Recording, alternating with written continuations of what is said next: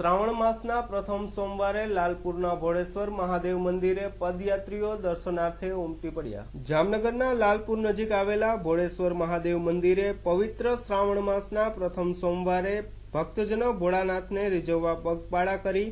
ભગવાન ભોળાનાથના દર્શન કર્યા હતા અને પ્રથમ સોમવારથી જ પદયાત્રીઓનો ભારે ઘસારો જોવા મળ્યો હતો। જામનગરથી 30 કિલોમીટર દૂર લાલપુર નજીક આવેલા સુપ્રસિદ્ધ ભોળેશ્વર મહાદેવના મંદિર શિવ ભક્તો પગપાળા કરીને ભગવાન ભોળાનાથના આશીર્વાદ તથા રીઝવવા અને મન્નત પૂરી કરવા અંગે ભક્તજનોમાં શ્રાવણ માસના પ્રથમ સોમવારે ભારે ઘસારો જોવા મળ્યો હતો અને પદયાત્રીઓ માટે વિવિધ સંસ્થાઓ ગ્રુપ દ્વારા પગપાળા કરીને જતા પદયાત્રી ભક્તો માટે ચા પાણી ફરાળી નાસ્તા તથા મેડિકલ કેમ્પોનું સુંદર આયોજન કરવામાં આવ્યું હતું। આ પદયાત્રા માટે જામનગર શહેરના ભક્તો રાત્રિના સમયે પગપાળા કરીને પ્રારંભ કરે છે